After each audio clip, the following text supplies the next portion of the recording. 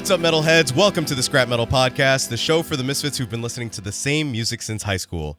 I'm your host, John von Frankenstein, and joining me today is my metal thrashing mad co-host, Chris. Chris, I gotta ask you, man, how you feeling? I gotta say, I am feeling at the top of my game. The top of your game. I as well am feeling at the top of my game. For those of you watching and listening, this is the first time that I did the intro without the notes up. I feel accomplished as hell. God damn.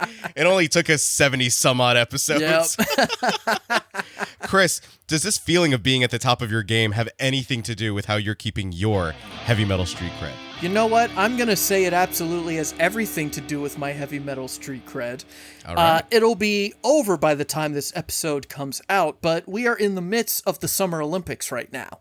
Yes. And the talk of the Olympic Village is that opening ceremonies, especially the performance of Gojira.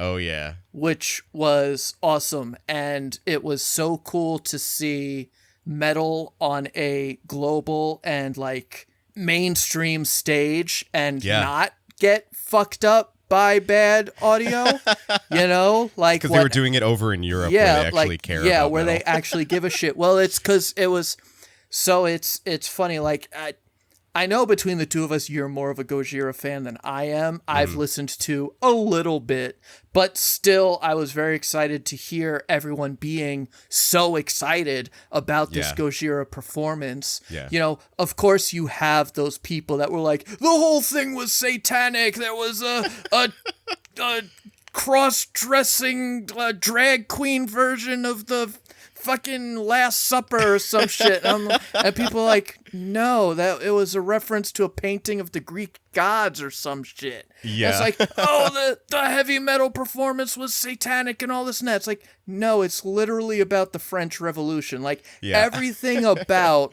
this opening ceremony was specifically French. And as French as possible. It's funny, there's this YouTube show I've been watching, Drawfee. One of the artists, Julia, she's half French. Her dad is from France. And the way she talks about him sometimes, I have trouble picturing him as anything other than the most cliche Frenchman, like in the striped shirt, the beret, and smoking a cigarette. Like the way she talks about him sometimes, that's the only way I can picture him. But she was talking about how happy she was about, you know, the opening ceremonies because it was celebrating half of her culture, which is that French culture. So it's really cool to see how many people were excited about it. I was telling you just before we recorded, I watched my favorite YouTuber besides us, I guess, the charismatic voice, Elizabeth, reacting to it, and she was nerding out so much because it was a mix of opera and metal. She loved it so much.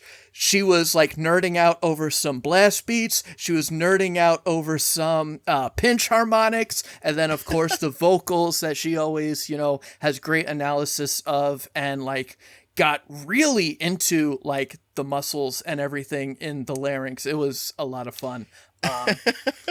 But yeah, this performance was awesome. It was so cool to see this on fucking NBC.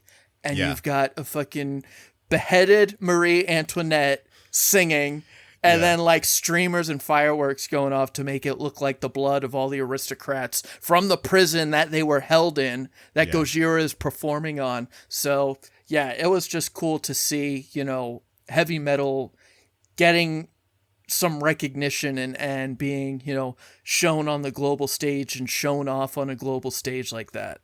Absolutely. It's like I am so happy that we had so many memes. People are like, oh my God, the mainstream audience is calling metal satanic again. We're so fucking back. Because it's true. It's like, you know, we haven't, I feel like a lot of the satanic panic has kind of been surrounding pop artists, as we've discussed in some recent prior episodes. And so it was nice to get the spotlight on, you know, the metal crowd again. Yeah. You know, despite what, I guess there's no such thing as bad press, right?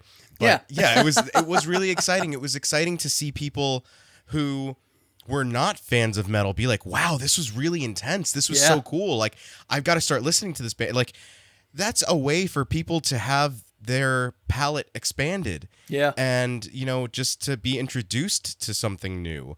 The very first time that I heard Alice Cooper was during the Winter Olympics, watching Michelle Kwan, I guess, do a couples figure skating thing to Welcome to My Nightmare. It's going to open up the door for so many people. Yep. And that alone is so cool. The only thing that would have made that performance better is if the Australian breakdancer would have joined them, because goddamn, those moves were hot. That is hip hop. This is hip hop. If you know what I'm talking about, then we can be friends. Oh my God. Chris, what was really cool was seeing a lot of the shots in France of like the sweeping landscapes. And it's just, it kind of reminds you that there is so much more to the world than just the hustle and bustle of like our everyday lives, right? When we stop and give ourselves an opportunity to just look around us, we can notice how much beauty there is out there. And the same goes for heavy metal album covers. If we just stop and get past the block letters, if we just stop and get past the Misfits font, then we can see just how beautiful these heavy metal landscapes are. And that's what we're talking about on today's episode. Heavy metal landscapes. Landscapes from album artwork that we just absolutely love and that we get to nerd out about. Chris, I love that you've done some more research and I just wrote a lot of jokes. Chris, are you excited to talk about heavy metal landscapes? I am so excited to discuss heavy metal landscapes today. We've done episodes in the past about album artwork, and it's always so fun. And something that I also thought about was, I remember talking about my playthrough of Brutal Legend and how the map of that game was described as the heavy metal landscapes you see on album covers, because it covered everything. It had the spooky castles, it had, barren fields, it had what looked like the pits of hell. So there is so much represented in the artwork, and it's almost like if you put Bob Ross in corpse paint and ask him to paint a landscape, like, these are the album covers you get. And so it's there is no murder, only happy accidents. But dude, absolutely. Yeah, I just thought it was so cool. And, some of the albums that came to mind that were just like, that's just a cool fucking landscape and a cool looking album cover. And it's not just, like we said, we've done artwork before, but to specifically look for something that's the landscape and what it looks like, and almost capturing the beauty of some fantastic land, whatever that fantastic land may be, capturing that beauty that matches the energy of what the music is trying to do. I'm very excited to have this conversation today. Oh my God. Yeah. It's, what's funny is, like, when I was thinking of the idea for this, a lot of what came to mind was like the jokes about how, Iron Maiden never sends Eddie to like some tropical island or something like that. He's always like in the middle of a battlefield or like on some mountain with this giant devil in front of him. Yeah. And I was thinking about that, like, how cool is it if we take just the artwork itself at face value? Like, I feel like a lot of times we see album covers as just like this block, just a block of shapes that we recognize as like, right, that's that album cover for that album by that band. And this is what I love about vinyl, is that getting it in that larger medium, it allows you to appreciate the artwork and the details that go into the artwork that much more. Yep. So I was really excited about this idea, and just kind of like, of course, getting to riff on stuff as we usually do, but also like getting to dive into details that I had not allowed myself to notice previously. So I'm super psyched about this. Chris, why don't you do us the honors? Why don't you start us off with your very first heavy metal landscape? So the first heavy metal landscape I want to talk about is, I think, the epitome of black metal spooky castles. That is the Immortal album, At the Heart of Winter. Okay. It is the blue spooky castle album cover that everyone loves, and including myself. I love it. I think it's such a cool album cover. It's got this weird, I don't know if it's a church or a castle or whatever it is, but it's this stone structure with a face in it, but it's in this winter landscape. You've got the ravens, you've got what looks like trees or a cave right in front. It looks so cool, and it is the perfect representation of, the landscapes that I feel like is the land that they're singing about in all of these songs. Because I know Immortal has always, they've been influenced by the landscapes of Norway. I should probably have that written down. But they're influenced by that Scandinavian landscape and the that part of the world and what it looks like. Nice save. And they have, and they have created this fantasy realm that they sing songs about. And so, for the first time in 1999, this album comes out. It's not just a picture of Abbott and Demonaz and whoever the other members were. It's not just them standing in their corpse paint in the snow. It's actually something that represents this fantasy realm that they've created through their lyrics, that they're trying to tell stories in, that you finally get, this is what they've seen in their mind, and we finally get to see it. I've talked a lot about the art. The artist himself is J.P. Fournier. He is a French artist. He has done a lot of great metal art. I know he's done a lot of different album covers for a lot of different bands. I didn't recognize all of the bands. Most of them seem to be like those European heavy metal bands, so I didn't recognize all the bands, but he did do the cover for this Immortal album. I don't know how much I want to talk about him because he is in jail for allegedly murdering his 80-year-old father. Okay. Yeah. All but right. This artwork is pretty damn cool. So I'll talk about that. Yeah. But yeah, separate the art from the French artist. Yes. But yeah, it's such a cool album cover, and honestly, besides the joke that the Hard Times has made about Eddie being like, "Hey guys, can't we have an album cover where I'm on a tropical beach?" Besides that, the first thing I thought about was the classic Spooky Castle album cover for Immortals At the Heart of Winter. I love so much that you picked this album because my first pick is also a Scary Blue Castle. But before we get into that, I love that you bring up them trying to get across the feeling that black metal gives off. So many times you hear people talk about black metal sounds cold, and it's supposed to sound cold and dissonant and it's not a pleasant place to live, and that's why this music is bred there. And it's so important to be able to, as an artist, convey that through the music, and then to be able to have a visual tie-in for concepts like that too is what solidifies those types of things in an audience's mind. So that I think that's why this type of artwork, this style of album artwork and landscapes tied in with the style of music, because it's so common to see those two paired, that's why people constantly refer to black metal as this cold music. And, it's the Scandinavian winters and all this, and you can feel it through the music. And I love that because I would imagine that as an artist, you're then speaking to the person in charge of doing the artwork for your album and saying, this is what we need you to convey. This is what we want our audience to feel when they look at the album, so that before they even drop the needle and start listening to us, they kind of know what they're in for.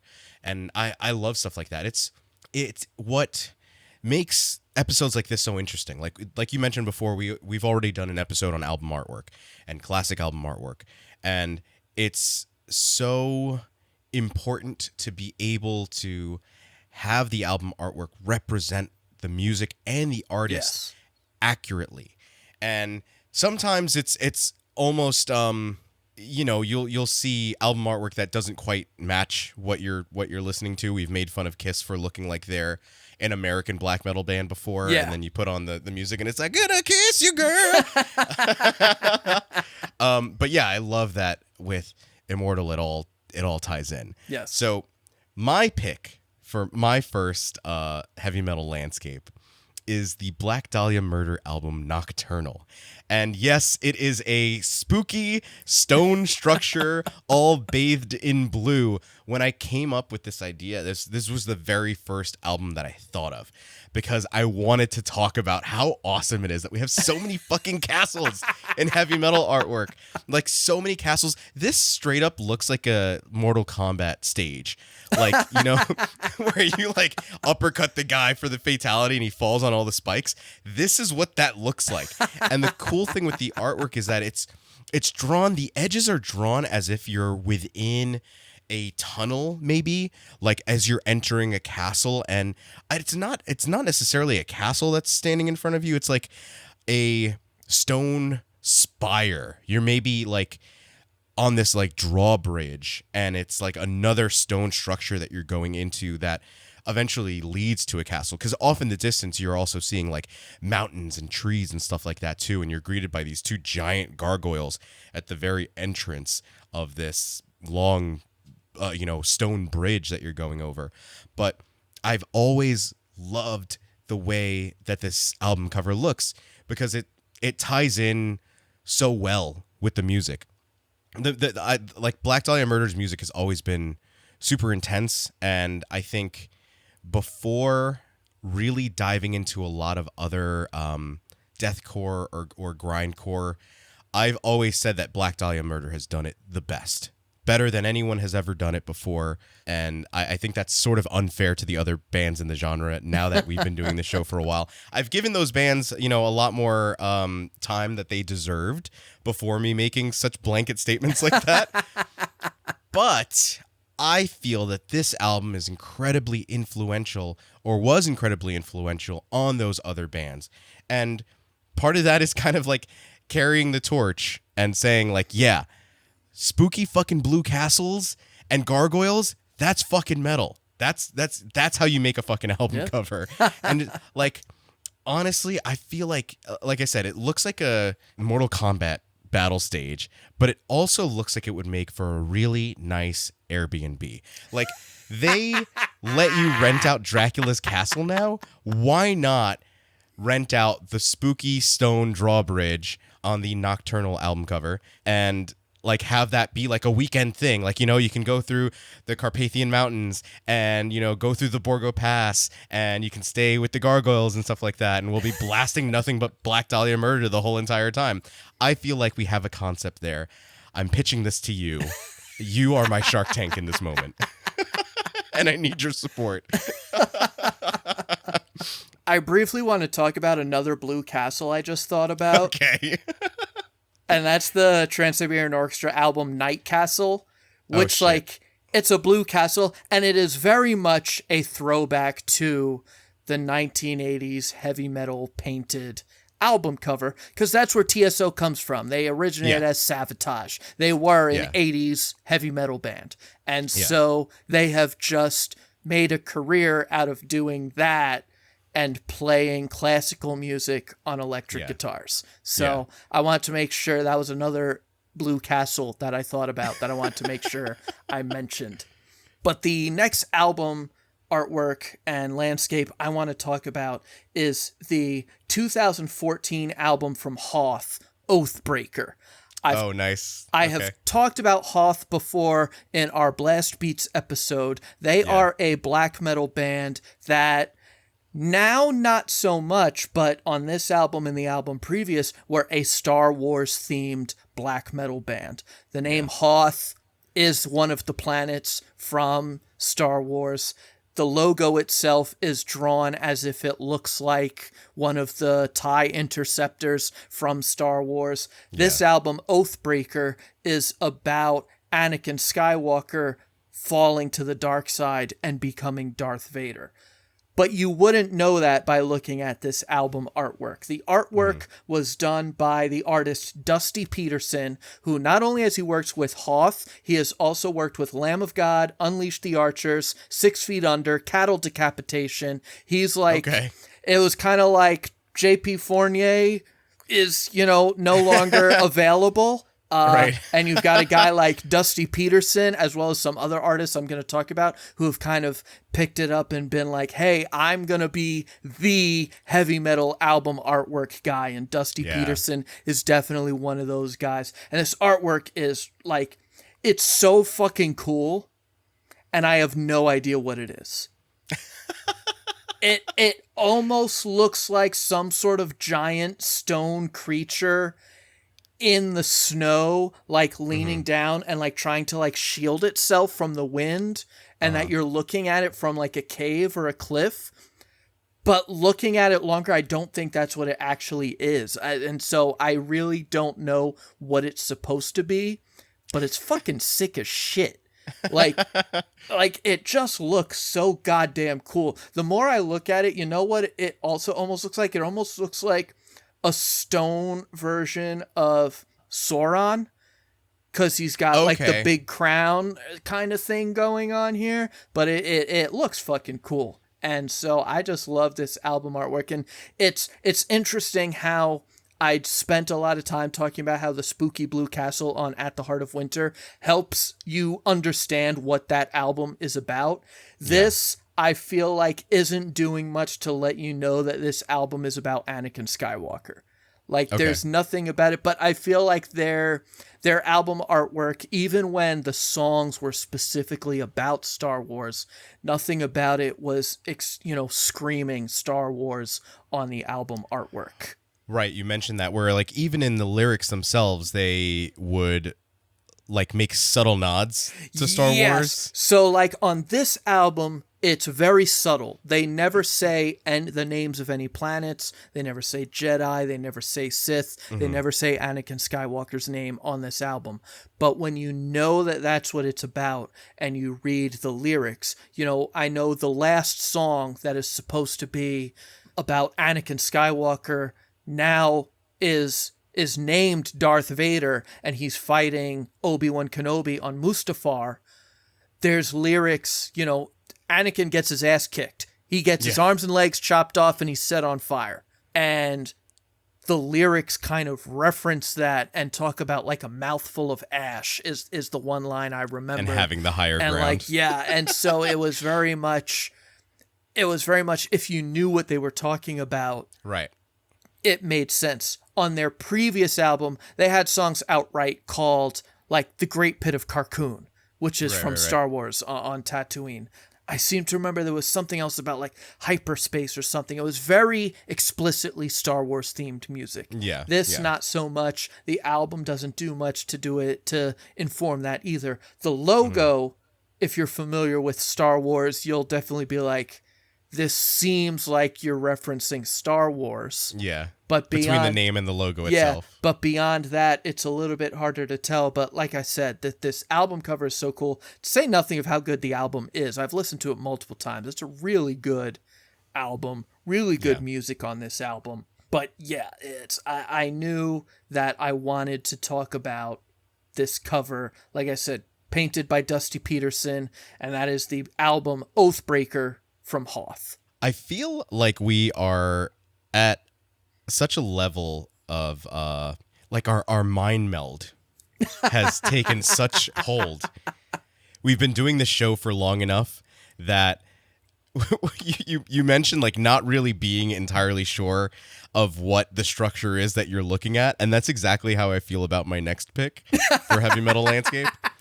So I love that we're like doing this little journey together, holding hands, if you will, digitally, through the airwaves. If you weren't aware, Chris and I are not in the same room when we record these. If you're a frequent viewer, no, we did not sit on opposite ends of a picnic table with completely different backgrounds. We're in two separate spaces, two separate landscapes of our own. Oh, snap. If you will. But anyways, my choice for my next Heavy Metal Landscape is the album All Hail the Dead by the band Walls of Jericho. I've gotten really heavy like into Walls of Jericho over the last couple months, just like listening to their whole discography. And they're a really awesome band. It's like I knew them when I was younger because I remember their music videos being on like Fuse. I remember seeing their music videos constantly on like Headbangers Ball and Uranium.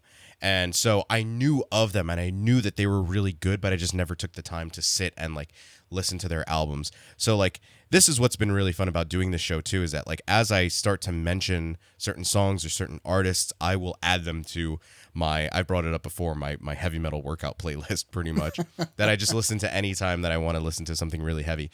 And so I'd had a couple of songs off of this album, and I remember one time I'm working out and I'm stopping in between sets and I'm looking at the album cover and I've got it on my iPad and I'm like, what the fuck is this thing? Is it are you a skeleton? Are you a machine? Either way, I'm intrigued. It's like this giant factory, like with ribs, and there's definitely a skull, like at the very top, but it's like a bull skull with mufflers on the end instead of horns. I don't know. But at the same time, it's churning out these other little skeletons out the bottom. It's like this weird Mad Max kind of thing. And in the background are just these factories polluting the fucking air. So it's a very dystopian looking album cover. And it matches the feel of the music very, very well. Again, it's tying itself in to the overall concept that the band was going for, I feel like anyway. But yeah, I love that the artwork on this is why I say that Chris did way more research. I don't know the name of the artist on this. So here's we'll have some audience participation. If you know the names of any of the artists for the albums that I bring up or that Chris doesn't mention, put them down in the comments. Interact with us. Let us know you're there.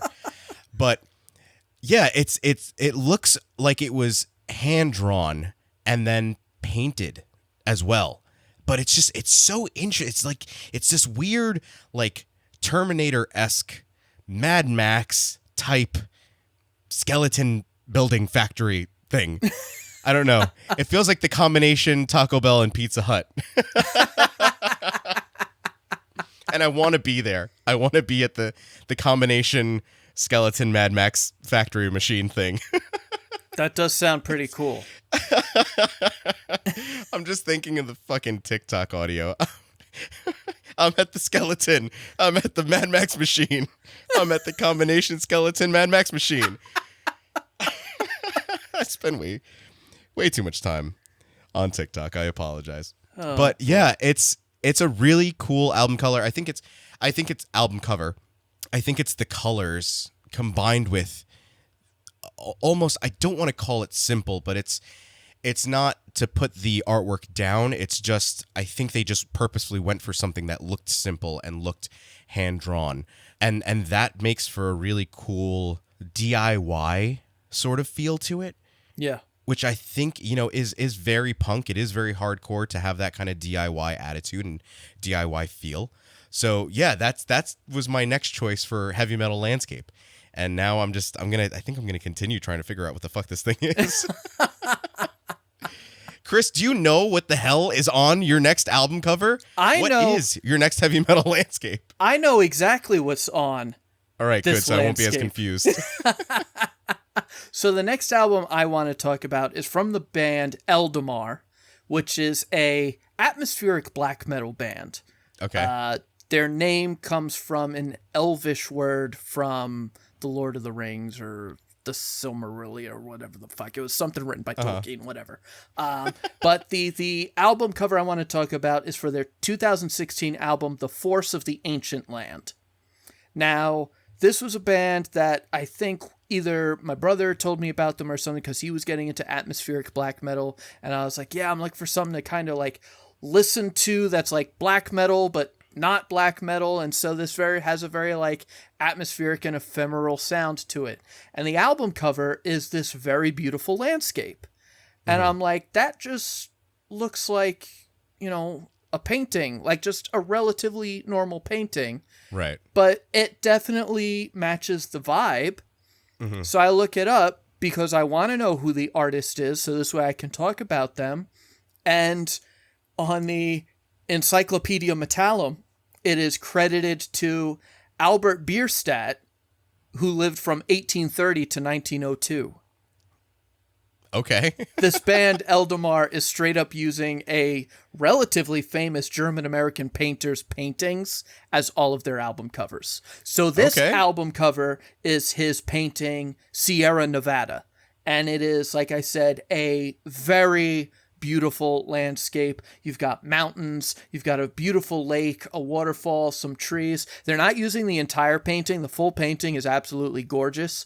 But yeah, it's just a really cool looking painting, and it's kind of cool how they were able to find a painting that matched the vibe they were going for without having to ask someone to paint it. They just looked for a 100-year-old painting and were like, yeah, I kind of like what this guy did, and use that as their album cover. So I thought that was really fun. And like I said, at least one or two other releases from them have used paintings from Albert Bierstadt. So it was kind of funny to discover that, and like it's almost like, oh, I'm gonna use a Picasso painting as my album cover. It's like, what? Right. But it's very cool. No. We'll just zoom into the one corner. Yeah. But yeah, I just thought it was really interesting that they were using like a painter's painting that like I could go to a museum to see this piece of artwork. Right. So I just think that that's really interesting that they took that approach for this album cover. Yeah. I think we talked about something similar on our album artwork episode, where like some artists were using a lot of like Frazetta style like artwork for their album covers. Yeah. And like almost like the fantasy, like guys who would draw the fantasy novels. They're like, we love what you did there. Just do that for us. Oh, yes. So it's like, right, like having that same sort of influence and being like, this fits exactly the vibe that we want. Just do that now for us as well. But they went a step further and just went like, well, this already exists. So let's just, let's just use that. Because I just remembered that's what Sirith Ungol has done their entire career. They've used book covers for their album covers. There's this book series, and they've just used every single cover from that book series for their album covers. So it is interesting to see that. I guess a nerdy heavy metal band using the book covers of a nerdy fantasy story, you kind of expect that. Yeah. A black metal band or an atmospheric black metal band being like, yeah, I really like the work that this 19th century painter was doing. I think I'm going to use his stuff. Like that just seems like this doesn't look too far off from something Bob Ross would have painted. Like that's what it looks like. And it's cool. It looks amazing. I would love to visit this location. Sierra Nevada, I assume that's the location it's meant to be, but it looks awesome, and it looks great as an album cover because it does a good job of letting you know what the vibe is supposed to be. Yeah. I think that we are now obligated to start a petition for death metal bands to start using Lisa Frank covers for like rainbow dolphins and rainbow unicorns for their album covers and merch. I swear to God, if Kerry King's next album doesn't have a neon-colored cheetah cub on its cover, I'm not listening to it. All right, Kerry, the challenge has been laid in front of you. I'm throwing down the gauntlet. The ball is in your cult. It's all on you now. Is in your court. I don't know what I was trying to say there. Yeah, exactly. It's all on you, Kerry King. Oh my God. I love that though, because like we said, it's there is so much cool artwork out there, and metal is such a really nerdy genre. Yeah, it is. Like, as brutal as everybody wants to be, a lot of the people in heavy metal are fucking nerds. Yeah, we talk about like all the hate that was thrown Gojira's way, and them being labeled as Satanists. They are French guys singing about whales in the environment. Like, you have never found a band more concerned with pollution in our oceans than Gojira, and I fucking love them for that. So it makes me laugh when people are like, oh, they're Satanists. Oh yeah, they're not even trying to hide it anymore. Fuck you. Yeah, go read some lyrics.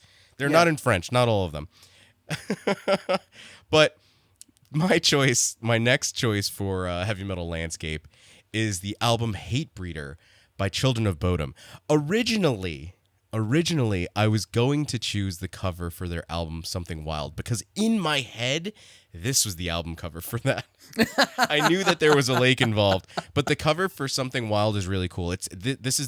They took a similar approach as Weezer and color-coded a lot of their albums. Very useful. It's right. It helps.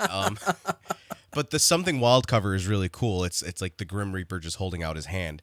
But the reason that I like the album artwork and the landscape in Hatebreeder is it seems to show us like this Aurora Borealis in all green over a forest, right? These trees in the background. The Grim Reaper's there kind of leading you to the lake, which is presumably Lake Bodom.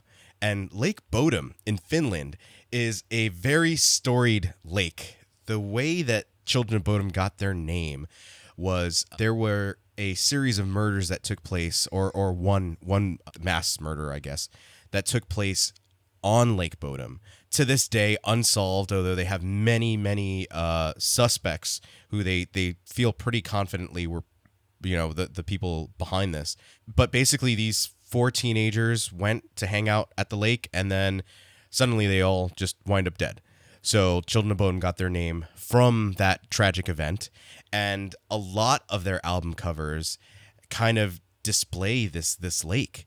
And it's such a juxtaposition of that story of this horrific crime that took place there and these young lives that were taken, and this just gorgeous Finnish lake with all these beautiful trees surrounding it, and the cool like northern lights and stuff like that above them and stuff. And the green album Hatebreeder, the blue album Follow the Reaper, those 2 albums specifically really highlight the lake there. But Hatebreeder was the one that I wanted to choose just because of the way that like the Grim Reaper is ominously pointing over to the lake. Like he's almost saying like that's where it took place. So like I learned the story of Lake Bodom after getting into the band, and then realizing like, oh, they've got a song about Lake Bodom on every one of the albums. I wonder what that ties into, and then looking into it, I wound up finding out. But besides the murder, it seems like a pretty chill place. It looks like a nice place to go vacationing, maybe kayaking. Just maybe don't do it at night and without some sort of bear spray or something like that, maybe. But yeah, the music on this album as well is Children of Bodom in the early days were very, very thrashy and super, super symphonic. It wasn't until like Hey Crew Death Roll where they started to get like a little bit heavier, like straightforward, like beat down riffs and stuff like that they would have, and just chunkier riffs in general. This still had a lot of like the super synced up guitar and synth leads. I think I've talked about a bunch of times that the intro that we use for our show was heavily inspired by Children of Bodom and the way that the keyboards and the guitar lead would sync up. And I think that the music on this album ties so well together with this super ominous and just like foreboding image of the Grim Reaper showing off the landscape behind him. And this is, I don't generally like this trend that I've been seeing on social media where it's like, we use AI to expand this drawing, or like, what would this scene from a movie that was shot on 35 millimeter look like if it was shot vertically on an iPhone, and they just use it to like expand the scene. But something like this, like I do kind of want to see like, what was the rest of this like? And another interesting thing, I don't know the name of the artist because I'm a schmuck, but I know that Children of Bodom worked with this artist specifically on a lot of their album covers. And a lot of times what he would do is have someone come in and dress up in the Grim Reaper costume and then pose. And he would kind of do like in Alex Ross. Is Alex Ross the yes, right, the comic book artist? Kind of pull in Alex Ross and be like, okay, I'm going to take this landscape. And sometimes it was a mixture of a combination of mediums where he was taking the picture and kind of like photoshopping it in with some actual painting going on as well. So like, I love that we were using mixed medium in that sense as well, and that it was a long-standing collaboration between this artist and the band, which, like we were saying, like that's so cool when you've got someone like, oh, what was his name? Dusty Peterson. Dusty Peterson. When you've got someone that's respected that much, that people are constantly seeking him out. Yeah. Like that's so cool to me. So yeah, that's why I wanted to pick the album Hatebreeder for my next choice for heavy metal landscape. Chris, does your next choice have anything to do with lakes and anything to do with murder? No lakes. Maybe murder. Lots of murder. There's a lot of murder going on this album cover. So the album I want to talk about is from the band Space Chaser, and that is their 2021 album, Give Us Life. This album was painted by Mario Lopez, not that Mario Lopez. Very different Mario Lopez. I often see him credited, and on his Instagram he refers to himself as Mario E. Lopez. Okay. But this album cover is, based on the band's name, Space Chaser, you get the idea that they are doing something that I fucking love, which is writing thrash metal about sci-fi. And this album cover is basically like a maybe alternate reality or like another planet's like Terminator, because it's a bunch of like metal endoskeletons like just ruling over this landscape. And like there's some weird sci-fi planets and ships and like laser grids going on in the background. It's a very cool album cover and a very good album. The music is great. And I believe the first single and maybe the opening track of the album, Remnants of Technology, kind of gives that idea of like, this is the leftover technology that is taking over. And so it's got that very cool vibe. It's got that it does a great job of mixing sci-fi into what you would expect to be like a fantasy landscape, because there is some like gnarly looking trees and like a very like crooked looking cliff that looks like what Jack Skellington was dancing on. Like you've got some really like gnarly looking organic landscape. Yeah. And you've got metal skeletons and weird sci-fi lasers mixed in. So it's got a very cool vibe about it, where it's got this sci-fi and fantasy combined. And so it's a really cool album cover. I really like this album cover. I think when I was suggesting a different band, I was accidentally describing this album like many episodes ago, maybe in our Modern Thrash episode. I think I was describing this album cover while discussing another band, because another band that Space Chaser did a split with, Distillator, is a band that Mario Lopez has worked with, and he's done artwork for Distillator. And so I think I was recommending Distillator while describing this album, because the two bands have like had a split together and they're by the same artists. While looking at this artist's website, I also found that he's done some of the more recent Toxic album covers. Okay. And then while I was scrolling through his website, I saw a couple posters that looked really familiar. And I'd seen them posted on social media multiple times. Mm-hmm. And I'm like, wait, is that what I think it is? And I open it up, and they were posters for movies that were filmed by a student we went to Five Towns with, James Balsamo. And Are you joking? And the posters for his movies, Bite School and I Spill Your Guts 2, Mario Lopez was the artist for those two posters. Shit. So I'm scrolling through, Bite School features a marker drawing of James Balsamo on the cover. Yeah. Like on the poster. So I'm scrolling through and I'm like, wait, I know that guy. I'm pretty sure that's his profile picture on like social media or something. And yeah, sure enough, I see Bite School, and then I'm like, wait, I recognize this character. And it was I Spill Your Guts too. So yeah, I thought that was so fucking cool that like this guy who is doing artwork for all these bands that I love, has also done artwork for movies I've never seen, probably never will. But I went to school with the guy who made these movies. I'm pretty sure he was in some of my student projects. I think I was in some of his student projects because we all hung out and we all made our projects together. So it was so funny to see that, you know, scrolling through his Instagram and scrolling through his website, Mario Lopez, that is, and seeing James Balsamo's face. That was really funny. Yeah. But yeah, I for those reasons, in addition to how fucking cool the cover is, I knew I had to talk about this Space Chaser album, Give Us Life. That's an awesome choice. It's so funny the way that Life will throw in those little like whatever it's called, 6 degrees of separation from James Balsamo. Yeah, dude, I love that the genre of sci-fi metal is so accepted. Yeah. Like I said, like metalheads are giant nerds. Yeah. Like so many of the black metal names and band names and stage names that people took up were from Lord of the Rings. Yeah. Like giant fucking nerds. Yeah. So it's just like, it's so funny seeing all of that kind of stuff tie in. Yeah. And yeah, that makes for a really cool connection there too with James Balsamo, because from what I've seen of his movies and what he posts, it's very like Trauma-esque.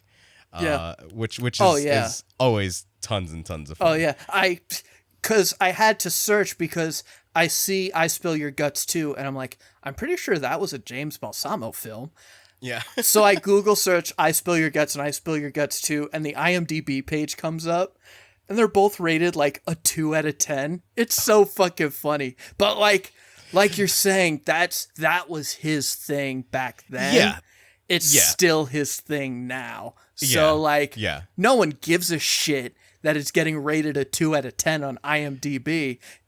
He's having the time of his life making these movies. He's got a great artist making his posters. So it's fucking cool. It's something that we can applaud for sure. Yes. So I've got one more album that had come to mind when I was thinking about landscapes and, you know, some of the more fantasy landscapes or the pits of hell landscapes.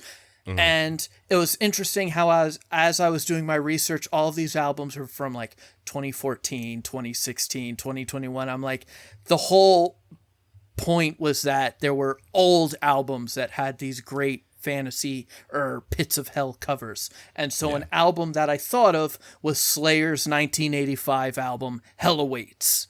Okay. This album is a scene in hell where demons are fighting and appearing to be torturing a human being on this cover. The cover was done by the artist Albert Cuellar, I believe it would be pronounced. And Tom Araya of Slayer had claimed that the art was done overnight. I guess they needed the artwork done, and very quickly Albert got the artwork done. And it seems like the reason he got the artwork done so quickly is because the demons that are fighting on the cover were duplicated like exactly from Approaching Centauri, a sci-fi comic by Philippe Drouillet and Jean Giraud, aka Mobius, that was featured in the July 1977 issue of the magazine Heavy Metal. And so there was a blog in like 2011 that noticed this because they were collecting Mobius artwork. Yeah. And they're like, hey, these demons fighting each other in Approaching Centauri looks really familiar. And they looked at the Hell Awaits album cover artwork. It is exactly the same. Like this dude like fucking like traced what he saw in this issue of Heavy Metal for this album cover. And like even the other demons on the album cover are very clearly there. There's the one set that's clearly duplicated. The other demons just look like they are the other demons from this comic scene at a different angle. Or like he reversed the angle of how the human is being tortured. So instead of the human facing the left and the demon facing the right, they're facing the opposite direction. Right. But otherwise, it looks exactly the same. And so the three major pieces of the artwork appear to be stolen from this, comic. And then the background is just red and yellow and brown smears to look like the pits of hell. So no wonder this dude got the artwork done so quickly, because he straight up stole the artwork. And so like, I was thinking like, oh, I should definitely talk about a Slayer album because, all I'm talking about are new albums. But the whole idea was that Brutal Legend was influenced by old album covers. So I'm like, all right, let me find an old album cover. And I find one and it's like, oh, the artwork was stolen. Which makes for a more interesting story, but once I learned that, I was like, oh, I gotta talk about this. This is so funny to find out, because oh my god, if you look at the artwork, like, it is exactly the same. Yeah, I gotta like, look at it now. Nothing was changed. Nothing. Maybe the length of the horns on one of the demons is a little bit shorter on the Hell Awaits album cover, but beyond that, it is identical to the artwork that Mobius did. He was probably just grumbling as he was like, as he's tracing these demons. Fucking overnight. Oh yeah, you'll be able to do it. It should be pretty easy, right? You're just drawing some demons. Fucking making me trace shit. Fuck you guys. Because he's probably thinking like, no one's gonna know that I'm taking this from a magazine that no one fucking reads anymore. Dude, he was probably and who also the fuck even listens to Slayer? This is only their second album. Who the fuck even are these guys? They're nobodies. Exactly. And it's from, at this point, an almost 10-year-old issue of the magazine. Yeah. No one's gonna know. Until 25 years later, when some fucking art nerd heavy metalhead realized, oh, this artwork that I love was ripped off for an album cover that I love. Yeah. Again, thank you, nerds. Chris, I think that we've created a pretty cool travel companion for our listeners. They now have different landscapes that they can try to, visit and see like, oh, does this match up? Could this be the landscape that inspired this album cover? But we're still needing one more from you. Why don't you give us your suggestion for this week? So my suggestion this week is an album cover that is actually a photograph. It is not a painting like the other album covers I've talked about. And the album cover I'm talking about is the self-titled debut of the black metal band Sacred Sun, released in 2017. Okay. This album cover is the one man in the band at the time, Dane Cross, in what appears to be a vacation photo. He's standing. He's standing there in a black t-shirt, wearing sunglasses on what appears to be a very beautiful seaside cliff.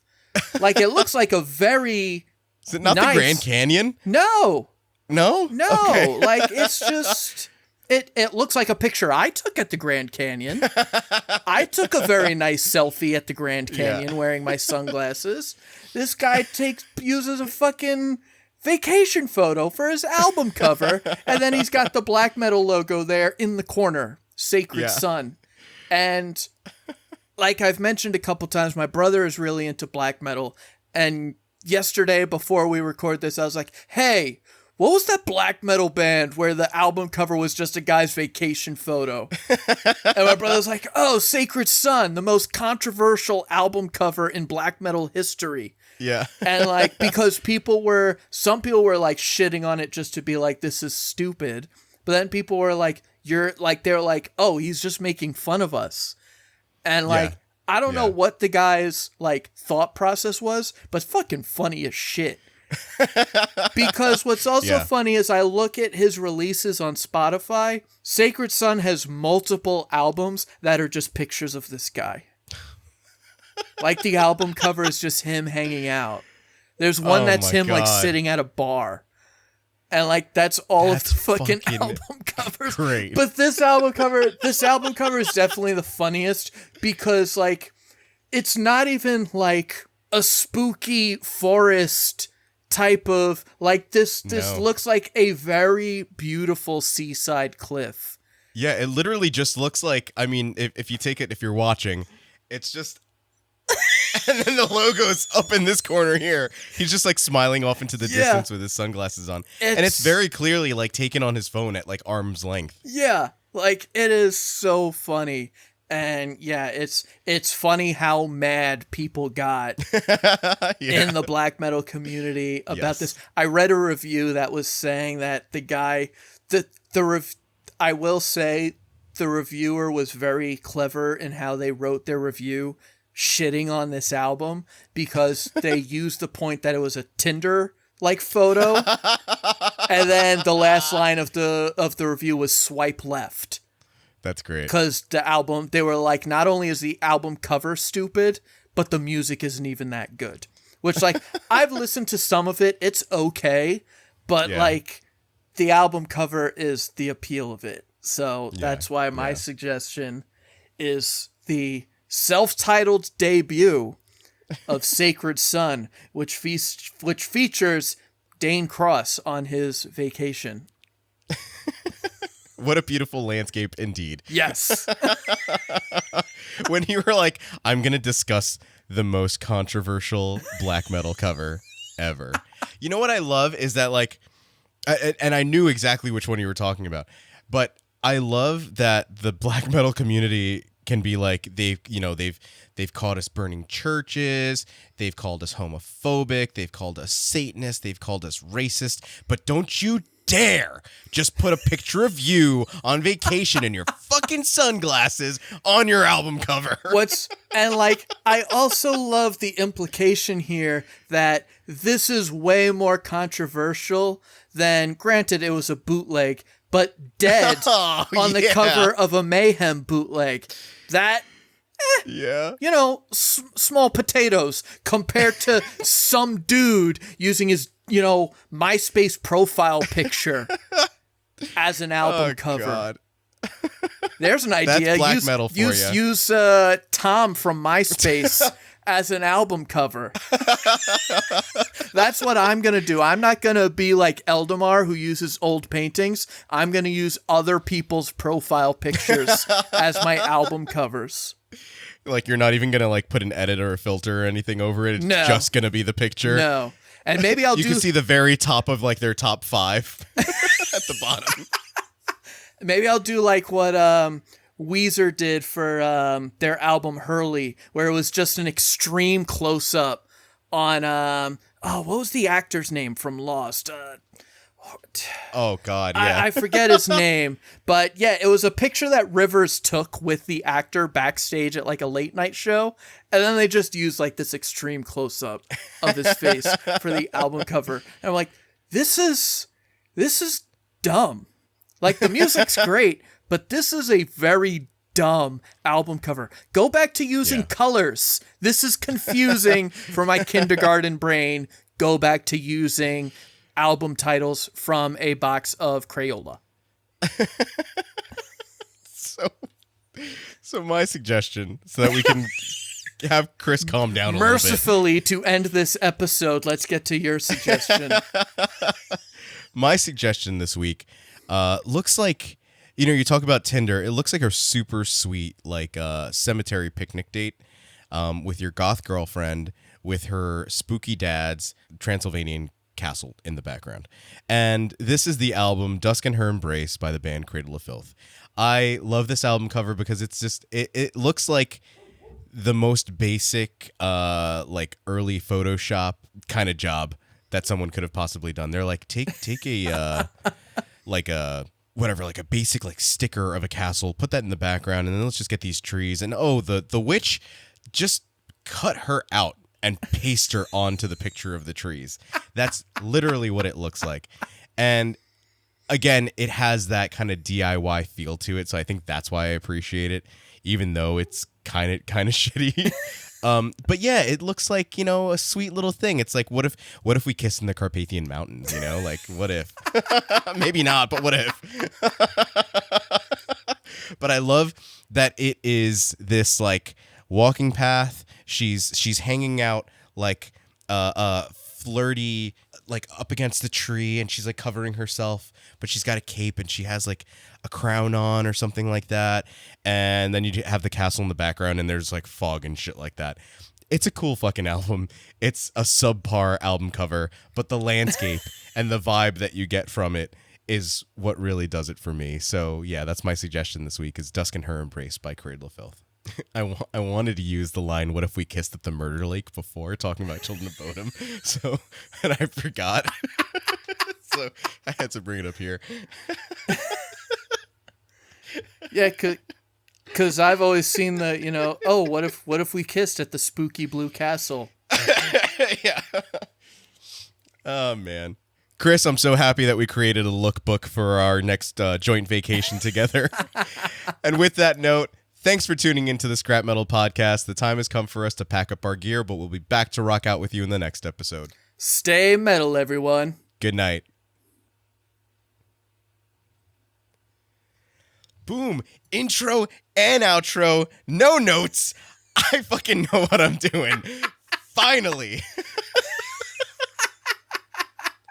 Use that for your fucking clip show right there. That's pure joy and excitement. That right there is the cure to male loneliness.